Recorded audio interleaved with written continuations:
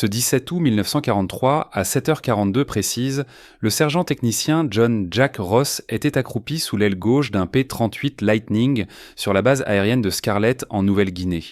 Il observait son pilote se préparer pour une mission dont il ne reviendrait probablement pas. Ce pilote était le lieutenant Michael Mike Bennett, 23 ans, 6 missions de combat à son actif, mais aucune victoire aérienne. Ce matin-là, les Japonais avaient lancé 18 chasseurs Mitsubishi A6M0 pour intercepter la patrouille matinale. Bennett allait devoir les affronter directement. Ross entretenait des P-38 depuis 8 mois. Il connaissait l'appareil sur le bout des doigts, un chasseur bimoteur à double poutre, rapide en ligne droite, une véritable bête de combat à haute altitude. Mais le P-38 avait un défaut mortel qui tuait des pilotes américains chaque jour. Il ne pouvait pas virer comme un zéro. Le zéro, plus léger, plus agile, exécutait un virage horizontal complet en 2 fois moins de temps que le P-38 en combat tournoyant. Cette différence se mesurait en vies humaines. La doctrine américaine était formelle. Un pilote de P-38 ne devait jamais engager un virage contre un zéro. Il fallait utiliser la vitesse, l'altitude, piquer, tirer, remonter, frapper et fuir. Surtout pas de combat tournoyant. Bennett avait appliqué cette doctrine à 5 reprises, sans succès. Les zéros étaient trop rapides, trop malins. Ils attiraient les Américains dans des virages, se glissaient à l'intérieur de leurs rayons de braquage, se plaçaient dans leur dos et les abattaient. Au cours des 6 dernières semaines, la 5e Air Force avait perdu 37 P-38.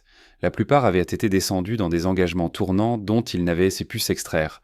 Ross avait vu trop de pilotes mourir. Des gars bien, des gamins à peine sortis de l'adolescence.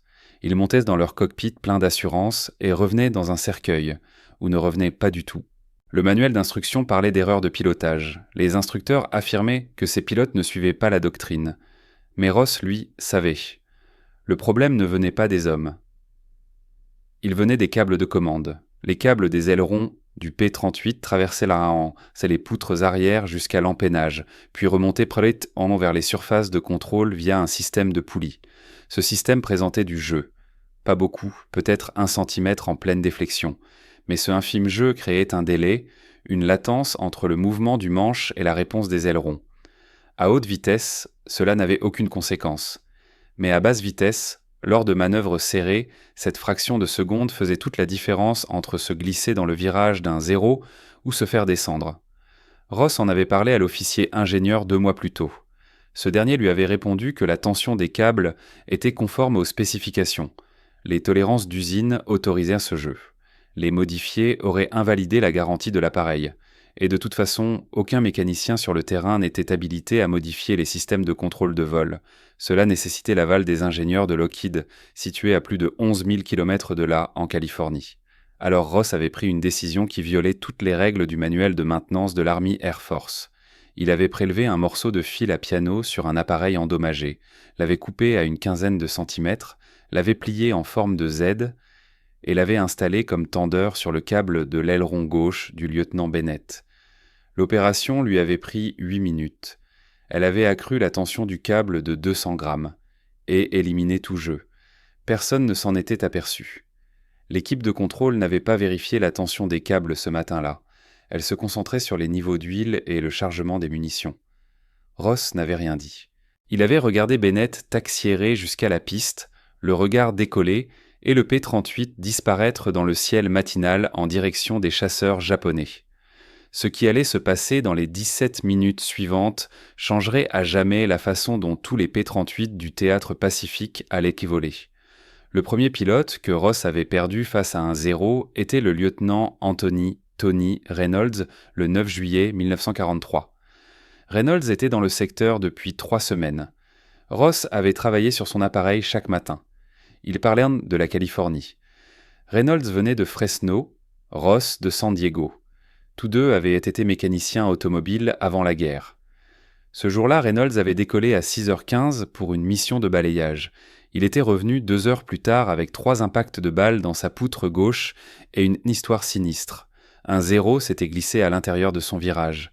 Reynolds avait tenté de se désengager et de piquer comme le préconisait le manuel, mais l'avion avait réagi avec une lenteur exaspérante, comme s'il y avait un décalage entre le mouvement du manche et la réponse de l'appareil.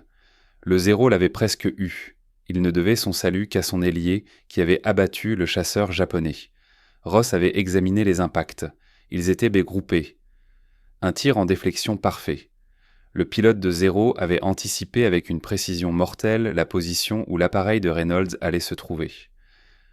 Une chose impossible si Reynolds avait viré sec et piqué immédiatement, à moins que l'avion n'ait retardé juste assez sa manœuvre pour offrir une cible parfaite. Reynolds ne vola plus jamais. Son avion fut renvoyé à l'arrière pour réparation. Ross ne le revit jamais. 3 semaines plus tard, il apprit que Reynolds avait été tué aux commandes d'un autre P-38 au-dessus de Buin. Même récit, pris dans un combat tournant, incapable de se dégager assez vite. Le second pilote fut le capitaine Richard Dick Preston. Preston était un chef de flight expérimenté avec 11 victoires à son palmarès. Il connaissait le P-38 intimement, ses limites, et volait avec intelligence. Le 3 août, la patrouille de Preston intercepta 8-0 à 3600 mètres au-dessus de la baie d'Oro. Preston en abattit un dès la première passe. Il fit demi-tour pour une nouvelle attaque. 2-0 contre-attaquèrent sur lui. Ross entendit les communications radio après coup.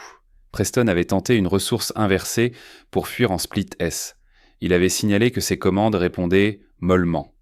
Les zéros l'avaient suivi dans toute la manœuvre et l'avaient abattu à 1200 mètres. Son ailier rapporta que l'appareil de Preston semblait répondre avec trop de lenteur, comme si le pilote devait lutter contre les commandes.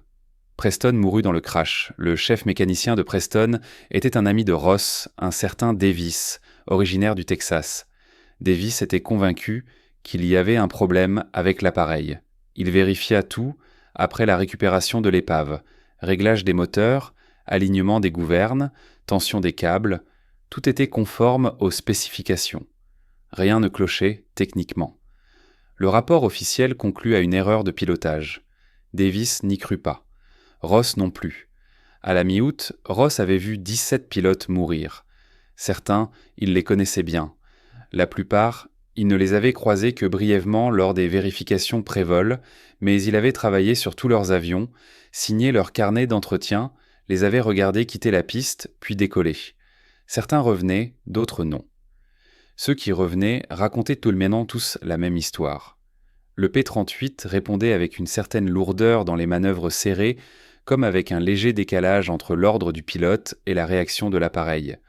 La plupart des pilotes pensaient que c'était une caractéristique du chasseur.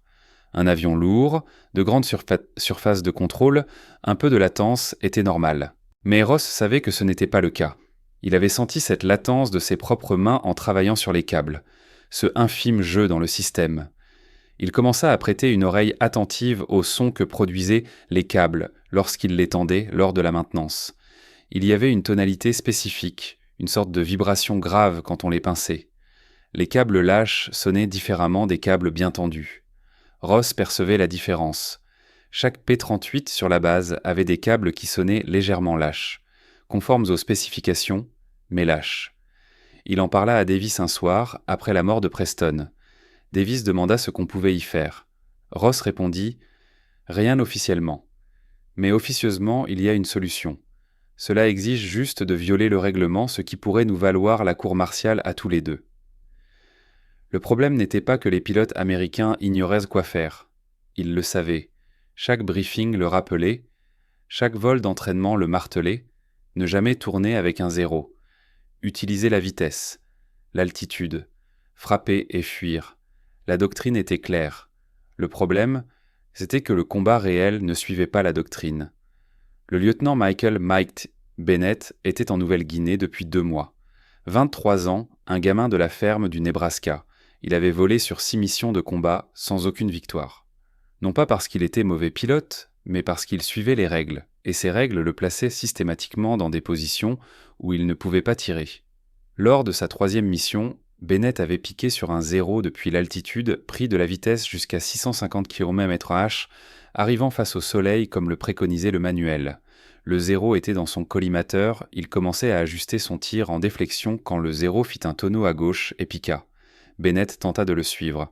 Son P-38 s'engagea dans le virage, mais avec une lourdeur exaspérante, comme s'il avançait dans la boue. Le temps que son appareil se place dans la direction voulue, le zéro avait disparu. Bennett se redressa, remonta. Pas un seul tir. Sa quatrième mission fut pire. Bennett et son ailier surprirent 2-0 à 4500 mètres. Bennett tira une première rafale, sans succès. Le 0 contre-attaqua sur la droite. Bennett engagea le virage pour le suivre. Son ailier signala 2 autres 0 arrivant par le haut. Bennett tenta de se redresser et de piquer. L'avion répondit, mais lentement. Juste assez pour qu'un des 0 en piqué place une rafale de 3 secondes dans sa poutre droite. Des obus de 20 mm. Ils ne pénétrèrent pas mais effrayèrent salaire suffisamment Bennett pour qu'il rompe le combat et rentre aux bases, les moteurs fumant. 5e mission.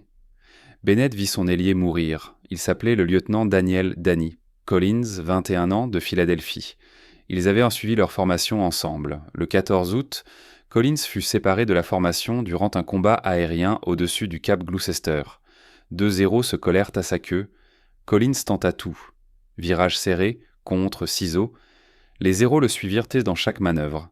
Bennett entendit Collins appelant à l'aide à la radio. Il perçut la panique dans sa voix, l'entendit dire que son avion ne virait pas assez vite. Puis ce fut le bruit des canons. Un cri, puis plus rien. Bennett ne dormit pas cette nuit-là. Comme la plupart dans l'escadron, le lit de Collins resta vide. Ses effets personnels furent emballés et renvoyés chez lui. Son P-38 fut déclaré perte au combat. Le carnet de maintenance ne notait aucun problème mécanique. La cause officielle, erreur de pilotage lors d'une manœuvre défensive. Ross avait travaillé sur l'appareil de Collins le matin de sa mort. Tout était parfait. Calage des moteurs, alignement des gouvernes, tension des câbles aux normes. L'avion était en parfait état. Pourtant, Collins était mort. Et Ross savait pourquoi. Cette fraction de seconde de retard dans les commandes, ce infime jeu que le manuel jugeait acceptable. Cela avait tué Collins comme cela avait tué Preston, Reynolds et 14 autres. Le pire, c'était l'odeur. Chaque matin, dans la zone de maintenance, l'air était saturé par ce mélange tenace de carburant en aviation, de métal brûlant et d'huile hydraulique. C'était l'odeur des appareils se préparant au combat. Certains reviendraient, d'autres non. Et Ross serait là, le lendemain matin, à humer ces mêmes effluves, à travailler sur d'autres avions, à regarder d'autres pilotes marcher vers des machines qui ne répondraient pas assez vite pour les garder en vie. Le soir du 16 août, Bennett se présenta dans la zone de maintenance. Il trouva Ross en train de travailler sur le P-38 qui lui était assigné. Il lui demanda s'il pouvait faire quoi que ce soit pour que l'appareil vire plus vite. N'importe quoi. Il déclara ne se soucier ni des règlements ni des procédures. Il voulait juste une chance. Ross regarda Bennett. Il vit la peur, le désespoir, un gamin qui savait qu'il allait mourir si rien ne changeait. Ross lui dit de revenir le lendemain matin. Il verrait ce qu'il pouvait faire. Ross travailla seul cette nuit-là. Le hangar était silencieux après 23 heures. La plupart des hommes dormaient. Seul le grondement lointain des générateurs et le vrombissement des insectes autour des lampes troublaient le calme. L'air sentait l'huile moteur et l'humidité tropicale. Il démonta le panneau d'inspection de la poutre gauche du P-38 de Bennett. Le métal était encore tiède des rayons du jour. À l'intérieur, le câble de l'aileron serpentait à travers une série de poulies vers l'empennage. Ross attrapa le câble à 2 mains et tira. Il sentit le jeu. Peut-être 1 centimètre de mou avant que la tension ne s'établisse. Ses mains étaient recouvertes de graisse et ses doigts le faisaient souffrir après une longue journée de travail. Mais ce jeu, il le sentait distinctement. Ce n'était pas normal. Il le savait. Le fil à piano provenait d'un P-38 récupéré après un accident 2 semaines plus tôt. L'appareil était bon pour la ferraille, mais Ross en avait sauvé quelques pièces avant son envoi au dépôt, dont un morceau de fil à piano d'une 15aine de centimètres, prélevé sur le système de trim de la gouverne. Il l'avait gardé dans sa caisse à outils sans vraiment savoir pourquoi. Maintenant, il le savait. Assis sur le sol du hangar, avec le fil et une pince, il le tordit en forme de Z. Le fil était raide, résistait. Ses mains glissèrent 2 fois, et il se coupa le pouce au second essai. Le sang rendit le fil glissant. Il l'essuya sur sa combinaison et continua. Il lui fallut 8 minutes pour obtenir la courbure parfaite.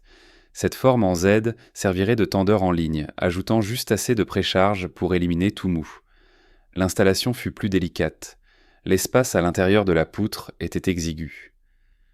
Ross devait travailler d'une main tandis qu'il tenait une lampe torche de l'autre. Le faisceau tremblotait sans cesse, faisant danser les ombres sur le système de câbles. Son épaule était coincée contre la structure, le bord du métal lui entaillant le bras. Il sentait la sueur couler dans son dos malgré l'air nocturne. Il déconnecta le câble au niveau de la poulie. Ses doigts maladroits laissèrent échapper l'axe de fixation. Il l'entendit rebondir quelque part dans les entrailles de la poutre. Il passa 5 longues minutes à le chercher à tâtons dans l'obscurité. Pendant tout ce temps, son cœur battait la chamade. Si l'officier ingénieur le surprenait en train de modifier sans autorisation un système de vol, c'était la cour martiale assurée, peut-être une destitution honteuse, voire la prison. Mais Bennett allait mourir s'il n'agissait pas. Il inséra le tendeur de fortune entre l'extrémité du câble et la poulie, puis reconnecta l'ensemble. Le montage était serré, il dut forcer pour faire passer l'axe. Quand il fut enfin en place, il vérifia la tension à la main, tira sur le câble. Plus aucun jeu. La gouverne répondit immédiatement « Parfait ».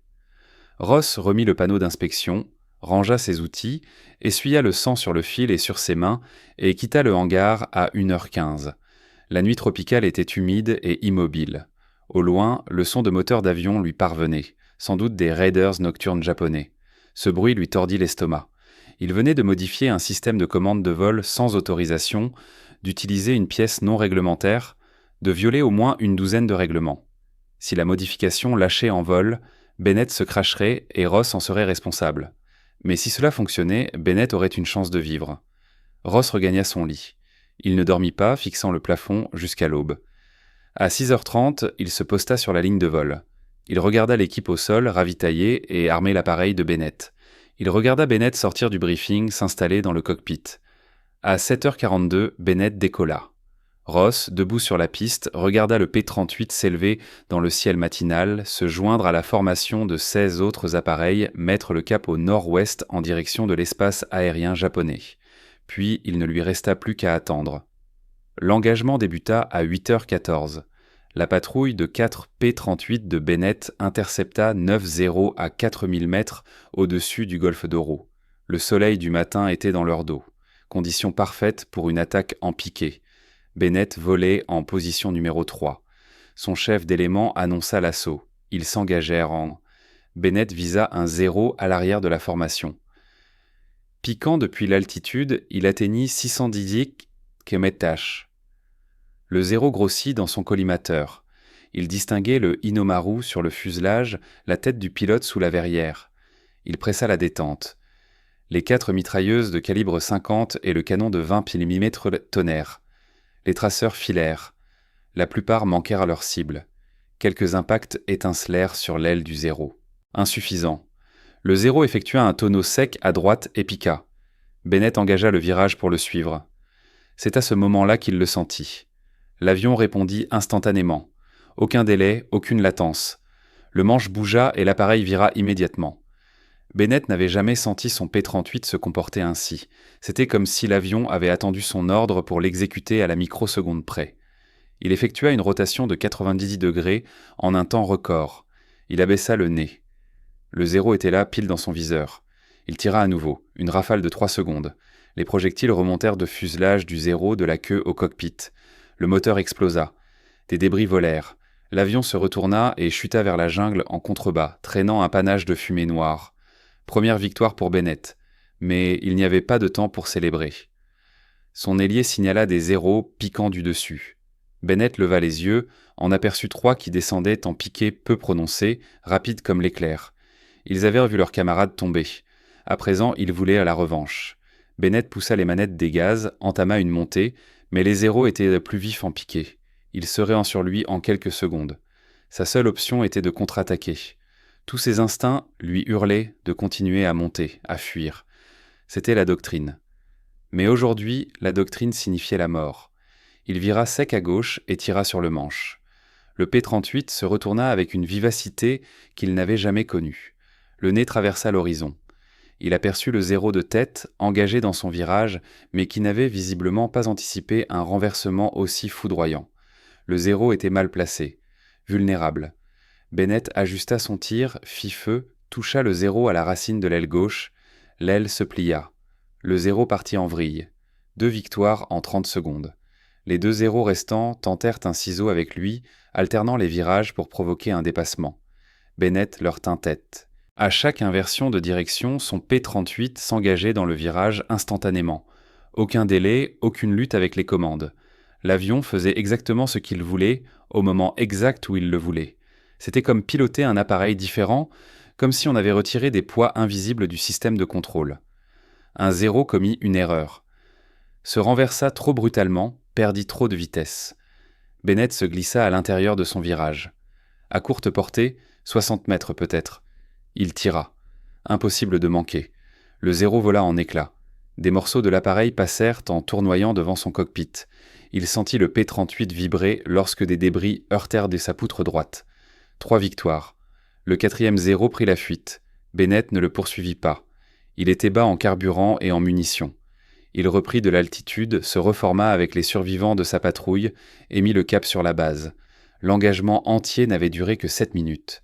Quand Bennett se posa à Scarlett à 9h03, Ross l'attendait sur la ligne de vol. Bennett coupa les moteurs, sortit du cockpit. Ses mains tremblaient. Sa combinaison de vol était trempée de sueur. Il marcha droit vers Ross. Bennett prononça 2 mots. « Ça marche ». Ce qu'aucun des deux ne savait, c'est que 6 autres pilotes avaient observé le combat de Bennett depuis les hauteurs. Le capitaine Henry, Hank, Ford, chef de flight dans le 475th Fighter Group, avait tout vu de son poste à 4500 mètres. Alors qu'il surveillait l'élément de Bennett engagé contre les zéros plus bas, il avait remarqué quelque chose d'inhabituel. Le P-38 de Bennett virait plus vite qu'aucun Lightning qu'il ait jamais vu. L'appareil enchaînait les manœuvres avec une agilité déconcertante, comme s'il était 2 fois plus léger. Ford connaissait tous les pilotes du théâtre, connaissait leur niveau. Bennett était bon, mais pas à ce point. Quelque chose clochait avec son avion. Après son atterrissage, Ford retrouva Bennett dans la salle de débriefing. Bennett, encore sous l'adrénaline, remplissait son rapport de combat avec des mains tremblantes. 3 victoires balais confirmées. Ford lui demanda ce qui était différent. Bennett répondit qu'il ne savait pas. Son avion avait simplement mieux répondu aujourd'hui, plus vite. Ford demanda si la maintenance avait fait quelque chose sur l'appareil. Bennett lui dit d'aller parler au sergent technicien Ross. Ford trouva Ross dans la zone de maintenance 2 heures plus tard. Ross travaillait sur un autre P-38. Ses mains étaient ses noirs de graisse. Sa combinaison était tachée d'huile hydraulique. Ford l'interrogea directement. « Qu'est-ce que vous avez fait à l'avion de Bennett ?» Ross le regarda longuement. Puis il lui dit tout. Le tendeur en fil à piano, la modification du câble, l'altération non autorisée du système de commande de vol. Ford l'écouta sans l'interrompre. Quand Ross eut terminé, Ford demanda s'il pouvait faire la même modification sur son propre avion. Ross répondit oui, mais à une condition. Ford devait comprendre les risques. La modification n'était pas approuvée, pas testée officiellement. Si quelque chose tournait mal, ils écoperaient tous les deux de lourdes sanctions. Ford répondit qu'il s'en moquait. Il avait perdu 4 pilotes dans son flight le mois dernier, tous pris dans des combats tournants sans issue. S'il existait quelque chose qui puisse les aider à survivre, il le voulait. Les règlements pouvaient attendre. Ce soir-là, Ross modifia le P-38 de Ford. Même tendeur en fil à piano, même méthode d'installation. Ford le pilota le lendemain matin et revint enthousiaste. L'appareil vire comme un chasseur, plus comme un camion, raconta-t-il à son ailier. Ce dernier demanda aussitôt à Ross de modifier son propre avion. Au 20 août, Ross avait déjà modifié 9 appareils. La nouvelle se répandit dans l'escadron comme une traînée de poudre. Les pilotes commencèrent à questionner leur mécanicien-chef. Certains refusèrent, invoquant le règlement. D'autres acceptèrent de tenter le coup. Ross leur montra la technique. Couper le fil à piano, le plier en Z, l'installer comme tendeur en ligne. 8 minutes. Ça changeait tout. La modification se propagea de pilote à pilote, de mécanicien à mécanicien. Aucune paperasse, aucun aval officiel, juste des conversations chuchotées dans la salle d'alerte et la zone de maintenance. Bennett abattit 2 zéros supplémentaires le 22 août grâce aux commandes modifiées. Ford en descendit 3 le 25. D'autres pilotes commencèrent à revenir de mission avec des victoires à leur actif. Les statistiques parlaient en d'elles-mêmes. Le lieutenant Paul Jackson, mécanicien-chef du 49th Fighter Group, stationné à Nadsab, entendit parler de la modification par un pilote transféré de Scarlett. Sceptique mais curieux, il l'essaya sur un appareil. Le pilote revint de sa mission suivante avec sa première victoire après 8 semaines de combat. Jackson modifia 4 autres avions. Ses collègues de Kwomina de la 49th l'imitèrent. Début septembre, une quarantaine de P-38 en Nouvelle-Guinée portaient cette modification. L'officier ingénieur de Scarlett sentait bien un changement, sans pouvoir le définir. Les tensions de câbles étaient toujours conformes lors des inspections, parce que les mécanos retiraient les tendeurs avant les contrôles et les remettaient ensuite. Les pilotes savaient, les mécaniciens savaient, personne n'en parlait aux officiers. Le ratio de victoire commença à basculer. En juillet, les Américains perdaient 2 P-38 pour chaque 0 abattu. En août, ce ratio était de 1,3 pour 1. En septembre, il était presque à l'équilibre, quelque chose avait changé, mais officiellement, personne ne savait quoi. Puis les Japonais s'en aperçurent. Les premiers rapports des pilotes de chasse nippons firent état du changement fin août. Les comptes rendus de la 11e flotte aérienne mentionnaient que les P-38 américains manœuvraient avec plus d'agressivité, viraient plus secs, s'inversaient plus rapidement. Ils notaient que des tactiques fiables depuis des mois échouaient soudainement. Le commandant Kenji Tanaka, l'un des as japonais avec 64 victoires confirmées, combattait les Américains depuis Pearl Harbor. Le 3 septembre 1943, il engagea un P-38 au-dessus de Madang. Il employa sa tactique éprouvée. Attirer l'Américain dans un combat tournant, attendre qu'il commence son virage, puis se retourner brusquement en sens inverse pour se glisser dans son rayon de braquage. Sauf que le P-38 se retourna avec lui. Tanaka avait exécuté cette manœuvre des dizaines de fois. Il connaissait parfaitement le temps de réaction du P-38. Mais cet appareil-ci virait plus vite qu'il n'aurait dû. Tanaka évita de justesse une collision frontale. L'Américain le prit dans son viseur. Tanaka n'eut d'autre choix que de piquer pour fuir. Il rentra à sa base, confus et frustré. D'autres pilotes japonais expérimentés rapportèrent des rencontres similaires. Les Américains ne volaient pas différemment. Ils utilisaient les mêmes tactiques. Mais leurs avions répondaient de plus vite. Infimement, mais assez pour tout changer, assez pour perturber le timing que les pilotes japonais avaient appris à exploiter. Les services de renseignement japonais tentèrent-ils de comprendre ce qui avait changé. Ils examinèrent des épaves de P-38 abattues, mais n'y trouvèrent aucune modification évidente. Les avions étaient identiques à ceux qu'ils combattaient depuis des mois. Moteur, armement, tout semblait pareil. Rien de visible n'avait changé. Ce qu'ils ignoraient, c'est que la modification était cachée à l'intérieur des poutres. Un simple morceau de fil à piano de 15 cm qui semblait faire partie de l'équipement d'origine. Même s'ils l'avaient retrouvé, ils n'en auraient peut-être pas saisi l'utilité. Ce n'était ni une nouvelle arme, ni un nouveau moteur, juste une modification mineure de la tension des câbles. Mais cette modification mineure tuait leurs pilotes. À la mi-septembre, les pertes japonaises face au P-38 atteignirent un niveau qu'ils n'avaient pas connu depuis le début de la guerre. L'impact psychologique fut considérable. Pendant 2 ans, les pilotes de zéro avaient régné en maître dans les combats tournants. Ils étaient sûrs de pouvoir surpasser en manœuvrabilité tout ce que les Américains avaient. Cette confiance s'effritait. Les pilotes, auparavant offensifs, devenaient prudents, hésitants. Ils n'étaient plus sûrs de l'efficacité de leur tactique. Les Japonais tentèrent de s'adapter. Certains arrêtèrent de chercher le combat tournoyant avec les P-38, adoptant à la place des tactiques de hit and run. Mais cela signifiait renoncer à leur principal avantage. La force du zéro était sa maniabilité. Combattre comme un P-38, c'était se battre selon les termes américains, et le P-38 était plus rapide, mieux armé et plus résistant. D'autres pilotes tentèrent de compenser en étant plus agressifs, en serrant les distances avant de tirer, en prenant plus de risques. Mais l'agressivité, sans la capacité à virer plus serré que l'adversaire, ne faisait qu'accélérer leur mort. Plusieurs as japonais expérimentés furent tués en septembre pour avoir employé des tactiques qui fonctionnaient parfaitement en juillet.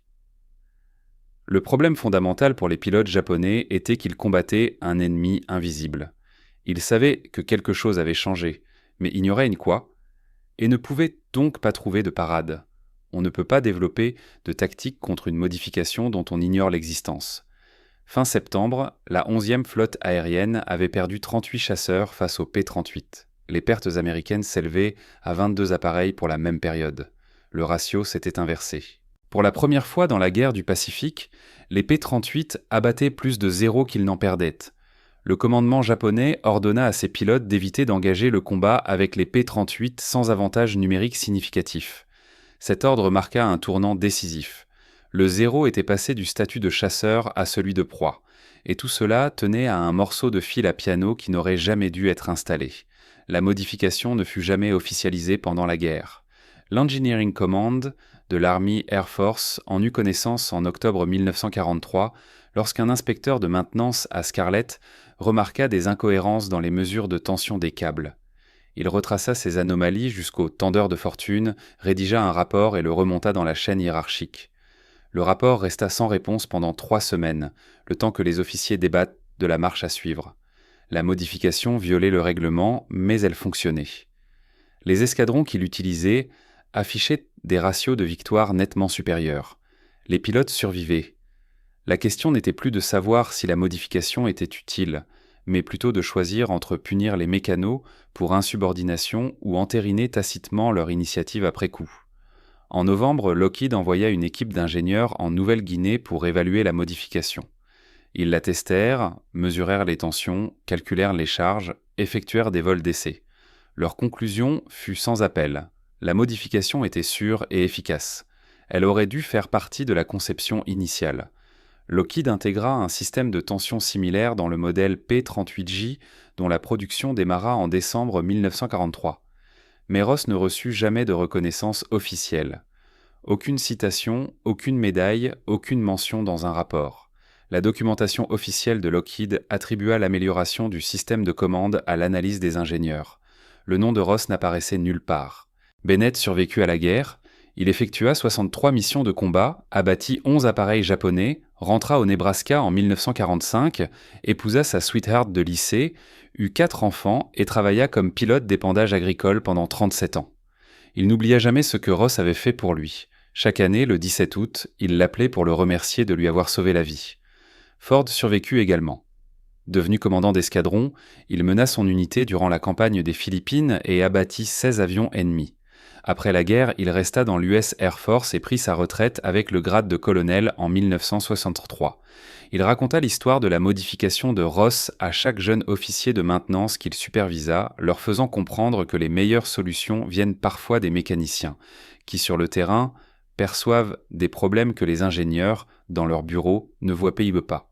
Ross resta dans l'Army Air Force jusqu'en 1946. De retour en Californie, il retourna à sa première passion, la mécanique automobile, et ouvrit son propre garage à San Diego en 1948.